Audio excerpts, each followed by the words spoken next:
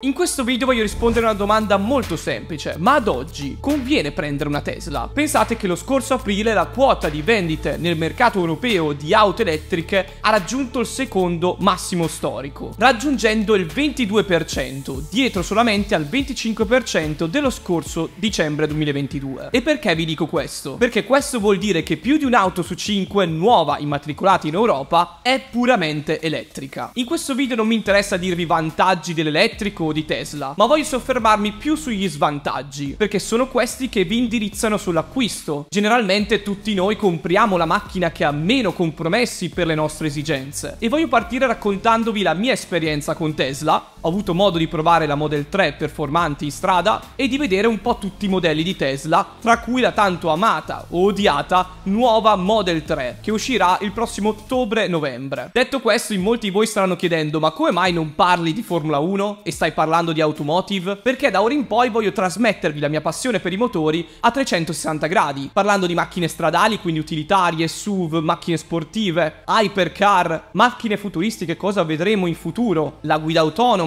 e al tempo stesso anche di motorsport e Formula 1, perché ovviamente, come sapete, sono la mia passione più grande da ferrarista nato. Detto questo, farò anche dei cambi qui sullo sfondo, vedrete un nuovo setup dello studio, non vedo l'ora di farvelo vedere, ma ora iniziamo subito. Prima di continuare, like, iscrivetevi, attivate le notifiche se vi piacciono i video sul canale. Racconterò la parte dell'automotive che secondo me manca su YouTube, ovvero dell'esperienza di guida, di ciò che conta poi all'acquisto, dei veri vantaggi e svantaggi, ma soprattutto provando con mano le macchine. E questo è un grande spoiler su quello che arriverà in futuro. Io sono Rastro, mi trovate anche su Instagram come Rastro Drives, e ora iniziamo con questo video.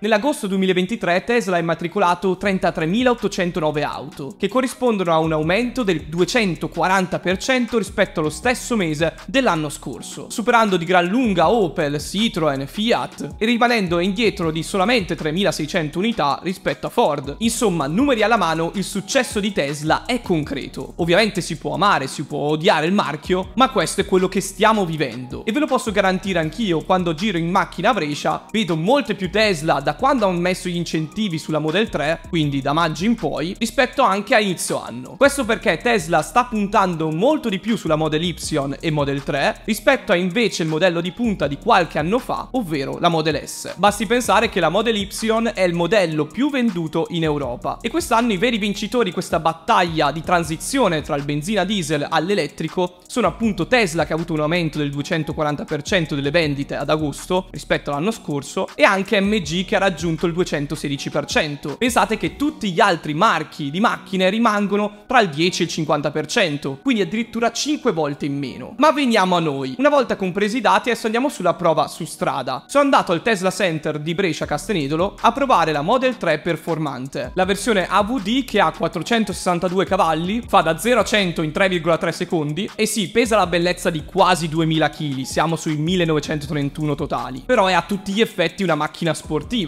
E provandolo ho realizzato un po' di cose. Prima di tutto che quella Tesla lì in particolare, che ha delle performance sul dritto equiparabili a quelle di una Ferrari, di una Lamborghini, effettivamente non è una macchina per tutti. Vi dico prima le cose che non mi sono piaciute e poi le cose che mi sono piaciute e per chi è questo acquisto. Cosa non mi è piaciuto? La qualità dei materiali all'interno. Penso che una vettura del genere come la Model 3 performante, dedicata a un target di pubblico che può spendere, esige ovviamente una macchina che sia curata negli interni, che sia anche confortevole, e questo non l'ho ritrovato su questa Tesla e neanche sulle altre Tesla presenti attualmente sul mercato. I materiali all'interno utilizzati sono molto spesso plastica dura, qualche inserto in pelle finta, il legno finto presente nella parte anteriore. Insomma, si notano tante differenze con competitor di questo modello che sono a livello per esempio delle tedesche nelle entry level, penso una classe A, una CLA, una BMW Serie 1, una Audi A3. Ecco, se il metodo di paragone è quello, perché poi se parliamo anche di personalizzazione siccome i prezzi sono simili, a sto giro preferirei forse prendere una tedesca. Quindi quando la spesa è elevata, io direi sopra i 50.000 euro per l'acquisto di una macchina, forse Tesla non è la scelta giusta. Il fatto anche che comunque la ripresa, l'accelerazione è molto brusca. Provandola per strada si vede proprio la differenza su quando premi leggermente il pedale e vai giù tutto. Senti un'accelerazione che quasi ti lascia spiazzato, come se fossi su una montagna russa. In molti che hanno un'auto elettrica potranno confermare. E in più un'altra cosa che non ho tanto apprezzato è la frenata d'emergenza. I freni Tesla sappiamo che non sono tra i migliori, raggiungendo delle temperature molto elevate nella zona del disco del freno fa fatica anche a esprimere la massima potenza. In più anche il freno motore lavora sempre per cercare di ricaricare la batteria, cosa che nella guida di tutti i giorni si fa sentire, perché quando lasciate l'acceleratore senza premere il freno la macchina frena tanto. Sicuramente è questione di abitudine, dopo un po' diventa normale, ma appena prendete in mano una Tesla questa cosa si fa sentire ed è fastidiosa. Un altro aspetto che ti lascia spiazzato è il peso, ma è giustificato dalle batterie presenti sulla vettura. Un altro aspetto negativo sono le sospensioni, che nella guida di tutti i giorni si notano sono un po' troppo rigide. Tesla stessa ha confermato che verrà migliorato questo aspetto nella nuova Model 3, sarà tutto da verificare ovviamente. Un'altra cosa che mi sento di aggiungere è: ma che senso ha vendere una macchina che parte dai 110.000 euro, ovvero la Tesla Model S Plaid, quando non puoi personalizzarla? Sappiamo che Mercedes, Audi, BMW puoi fare di tutto negli interni, cambiare il materiale degli interni in generale, dei sedili, il sistema audio, tutta la parte di elettronica della vettura, di assistenza alla guida. Su Tesla questo non puoi farlo, e per un cliente che è disposto a spendere 110.000 euro è un grosso limite. Tesla forse è consapevole di questo limite che ha attualmente, ma non vuole andare su quel mercato, dove invece marchi come Mercedes, Audi e BMW si stanno spingendo sempre di più a diventare dei beni di lusso che puntare sul segmento utilitario, che ormai è nelle mani anche di Tesla. E questo mi ha fatto riflettere, perché la Model S Plaid ha più di 1000 cavalli, fa da 0 a 100 in 2.1 secondi, pesa sì 2200 kg, ma è a tutti gli effetti una macchina sportiva per le performance che ha. In pista ovviamente qualsiasi auto sportiva gli dà la paga, perché in curva ogni Tesla non aerodinamica non va, ma tralasciando questo dettaglio, come performance sul dritto per una drag race possiamo dire che è molto performante. E questo è semplicemente un grande limite di Tesla per un determinato pubblico. Ora, tra gli aspetti negativi ci aggiungerei anche il fatto che la personalizzazione esterna non è così ricca. Non puoi cambiare tanti elementi della Tesla all'interno, e questo, ripeto, per chi vuole spendere un po' di più sulla propria macchina è un grosso limite, perché preferiscono magari comprare una vettura più personalizzabile. Anche gli esterni lasciano un po' a desiderare, perché mancano di un carattere unico di Tesla, rimangono un po' neutri e simili a tanti marchi anche cinesi. La macchina rimane comunque molto alta da terra, e quindi questi sono un po' tutti gli aspetti negativi da sottolineare. Ma arriviamo a parlare invece degli aspetti positivi di questa Tesla. Prima di continuare, se ti piacciono i video sul canale e volete vedere altri video a tema automotive, mi raccomando lasciate un like, iscrivetevi e attivate le notifiche, così non vi perdete nessun contenuto qui sul canale. A voi non cambia nulla, ma a me che faccio i video fa una grandissima differenza. Vi ringrazio del supporto raga, e ora torniamo a noi. Conviene ad oggi prendere questo modello? Secondo me per un target di pubblico, di gente più giovane, che quindi preferisce magari avere un interno più digital, minimal, non badando tanto alla qualità degli interni, questo segmento della Model 3 e Model Y può fare al caso loro. Perché se io mi metto nei panni di una persona che magari non è tanto appassionata di automotive, che vuole spendere sotto i 50.000 euro e avere la miglior macchina al giusto prezzo, Tesla può essere una valida soluzione. E ora vi dico perché. Prima di tutto il software di Tesla è un'altra storia rispetto agli altri software delle altre macchine, e questo lo sapevo già anche prima di provarlo, ma ho potuto provarlo con mano al Tesla Center e vi posso garantire che è un altro mondo, sia come configurazione, come personalizzazione degli interni, sia come configurazioni disponibili, personalizzazione. Potete mettervi lì, guardare un film su Netflix, guardare YouTube con la macchina parcheggiata. Il navigatore è integrato benissimo con Google Maps, vi dà tutte le colonnine e i supercharger disponibili, ma banalmente anche il software non è lento, non si impalla, è tutto molto scorrevole, un po' come iOS su Apple. Questo potrebbe essere un po' il giusto paragone. Magari Windows fa anche i computer migliori, però l'integrazione che ha iOS nel sistema operativo con l'hardware è ottima, oltre ovviamente anche all'ecosistema anche di Tesla, che ti dà la possibilità di utilizzare il telefono per personalizzare molte cose dell'auto, questa cosa è apprezzata, soprattutto un target di pubblico giovane che tende a utilizzare il telefono un po' per tutto. Per questo mi sono ritrovato bene avere il keyless, ovvero le chiavi sul telefono, oppure anche il fatto di riscaldare o raffreddare la macchina dall'esterno, avere anche la modalità sentinella che controlla la macchina in ogni momento, ovunque voi siate. Altra cosa molto apprezzabile sono gli spazi. Infatti se entrate su una Tesla entrate di fatto in un vero e proprio salotto, tanto spazio davanti, tanto spazio dietro anche per le persone più alte, che questo su molte macchine è un limite, soprattutto nelle tedesche, tanto spazio nel bagagliaio dietro e anche un bagagliaio, un vano all'anteriore. Questi aspetti non sono da sottovalutare, soprattutto quando magari vuoi spendere non tanto su una macchina, avere dei buoni interni e magari hai già una famiglia a carico e quindi ti serve avere più spazio all'interno. Quindi riassumendo un po' il tutto, io sono arrivato al Tesla Center come una persona molto entusiasta del marchio. Li seguo ormai da sempre, secondo me almeno dal 2015 li seguo, da quando c'era solo la Model S come modello di punta, e sono rimasto sempre molto impressionato da come Elon Musk sia riuscito a cambiare il mondo dell'automotive con Tesla, nel bene o nel male, con le sue presentazioni pazze quando ha rotto il vetro del Cybertruck o quando ha garantito di avere la guida autonoma su strada, qualcosa che sembrava fantascienza e ormai è realtà su molte macchine. Ecco, secondo me Tesla ha portato l'innovazione nell'automotive, ma questa prova su strada che ho fatto sulla Model 3 performante e vedendo anche le caratteristiche della nuova Model 3 che uscirà, vi dico attenzione che non è tutto oro ciò che luccica. Andate a provare sempre le macchine su strada, soprattutto in questo caso con Tesla, vedete se vi piace o meno nella guida, se rispecchia le vostre esigenze o meno, perché come ho detto in questo video la Tesla non è per tutti, anche esteticamente può piacere e anche non piacere, è legittimo. Ma concludo rispondendo alla domanda di inizio video se conviene ad oggi prendere una Tesla. La risposta secondo me è sì. In generale per la maggior parte delle persone può essere un buon acquisto, anche perché mediamente la ricarica a casa ti viene a costare un 13 euro per un pieno, 22 euro invece con i supercharger in autostrada. Ovviamente dipende da quanti kilowatt hai a casa, dalla macchina che prendi, ha una batteria che si ricarica più o meno velocemente, però mediamente questo è il costo. Le elettriche ad oggi hanno tanti vantaggi anche per le zone ZTL, che non è qualcosa da sottovalutare, possono accedervi in maniera gratuita, e il fatto che ormai la rete stradale abbia sempre più colonnine supercharger è un gran vantaggio per l'espansione delle vetture elettriche, che ormai sono il segmento di punta di quasi tutti i marchi. Personalmente ad oggi non mi sento di acquistare una Tesla, rimarrei sempre sulla scelta dell'ibrido che per me conviene, soprattutto quando la parte elettrica raggiunge gli 80 km